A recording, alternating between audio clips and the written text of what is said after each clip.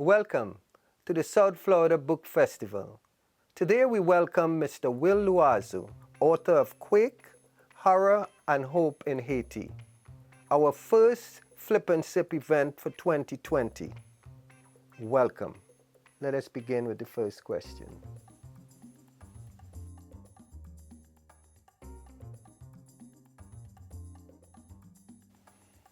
I was inspired to write the book Quake by the experience that I had during the earthquake in 2010. And originally I came back and I just started writing as a form of therapy. So it wasn't really something I had in mind. And I had never been to a therapist before, so the writing just really came out. And, you know, before you knew it, 20 pages became 25 pages. And that's when I decided, I said, you know what, I think I have something here. So that's when I knew that I had to just sector off the book into chapters. And I just wrote it in a chronological order. And everything that I had gone through, I really remembered. As far as the title, horror was the experiences that I seen the people go through. And the hope was what I was really envisioning the people experiencing coming out of the 2010 earthquake.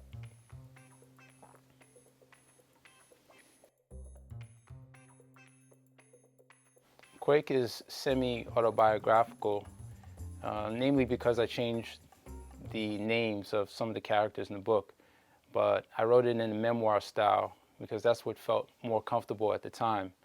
So I just pretty much wrote starting from the beginning of the trip all the way to the end. And that's how I was able to complete the book, just writing it in chronological order.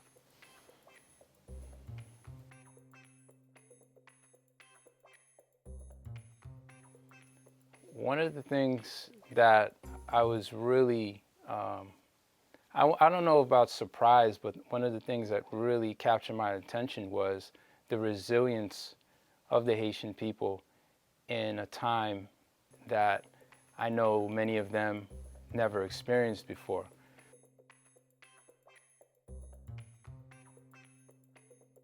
Yeah, so one of the things I did was whenever I got stuck on a particular part of the story, I took a lot of pictures when I was there. So I would go to a specific picture and I would be reminded right away of where I was. And that would help me to piece certain parts of the story together. And that's what helped me to also keep it in chronological order. As far as, you know, me being able to use writing as a therapeutic method, the more I started to write, the more that I was able to, you know, alleviate some of the tensions that I was experiencing, you know, because I was having to recall certain traumatic experiences. And, you know, it's not healthy to keep that inside. So writing has always been a tool that I've been able to use to help me to, you know, work through different areas. And, you know, that's how I was able to keep the book in chronological order to its completion.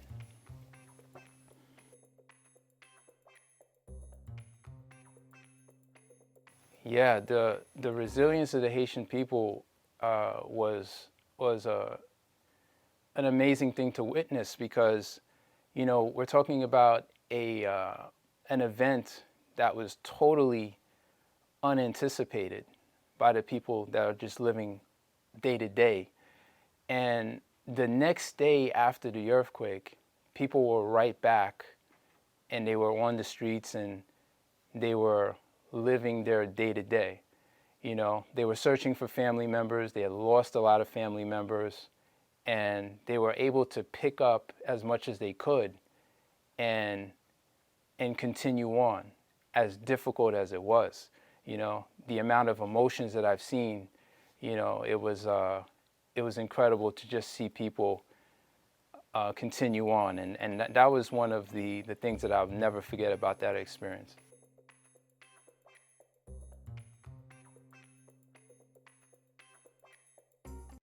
The main character, Jean Carmelo, and his experience before, during, and after the 7.0 magnitude earthquake in Haiti.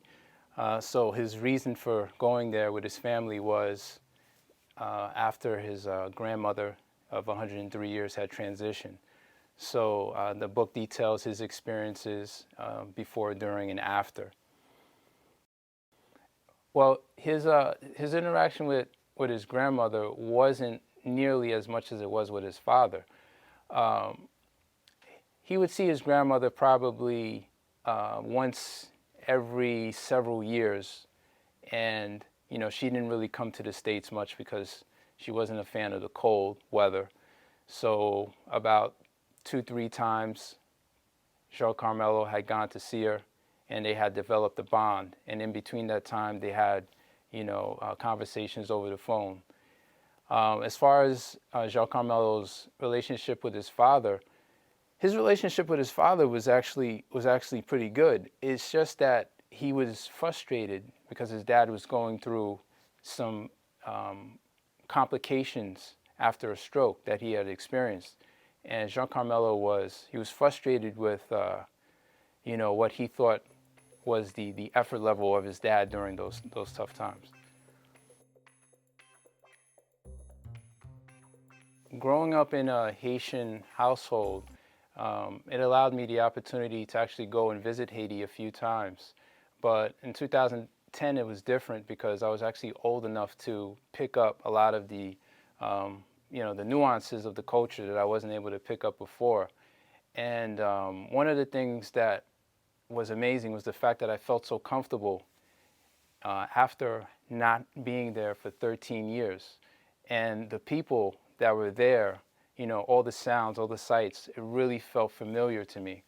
And one of the things that I was able to come back home with was, that sense of, family and that sense of unity. And I really got a deeper sense of appreciation for the richness of the culture. And that's one of the things that I try to convey in the book.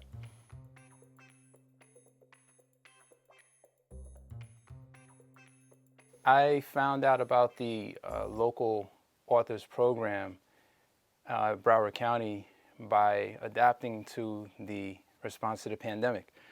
Like most of us, we had extra time in our hands, so I reached out and I got in contact with the gentleman, Abayomi, and he explained what the program would entail, and I thought it would be a great opportunity to be a part of the library system and to help expose more people to Caribbean culture.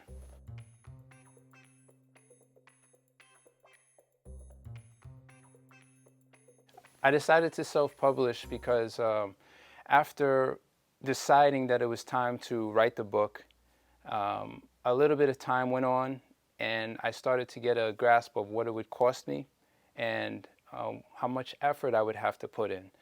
And what I decided was it would be better for me to have more creative control over the process, and self-publishing would allow me to do that.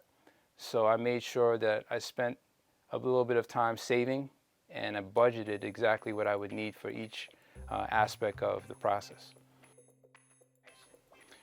So when I started the process, I actually reached out to some agents, and I didn't get the responses that I was looking for. So I got impatient, and I decided that it would be better for me to just do it myself. So one of the challenges was the fact that you don't have anyone promoting your book for you. So you're the one who has to, write your list of contacts, use your contacts that you already have, and have a goal in mind as far as the audience that you want to reach and how big you want the book to be. So having a social media presence, reaching out to individuals who have platforms that can, gain your book some exposure, and word of mouth is always good as well. So, some of the challenges are knowing and understanding that if you don't promote your book, it's not going to be promoted. So as an aspiring author, I would keep that in mind.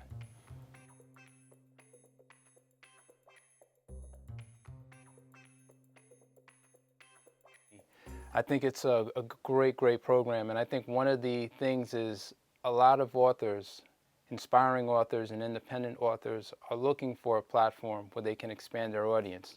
And I think that one of the ways that this program could help is to link up with other libraries, not only in South Florida, but also in Florida in general, and hopefully expand to other states and other libraries.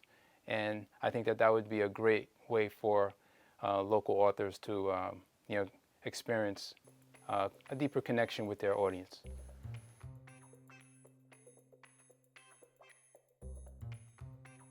Currently, I'm working on finishing my second book, and this is going to focus more on health, fitness, and exercise and nutrition. And this is something that I feel is greatly needed in the community, and it's something that details the changes that I've made in my life and the changes that I've been able to help others experience as well.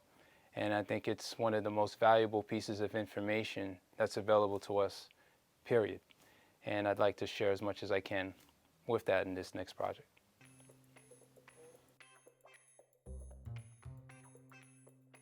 My hope for the people of Haiti and for the country is that the infrastructure will improve. The country's been receiving countless donations over the years, but what I experienced when I was there was that they're not only a resilient group of people, but they're also proud. So my hope would be that the sanitation, the electricity, the water, and the building codes and the job opportunities can increase, and this way the country can get back and be a force like it once was.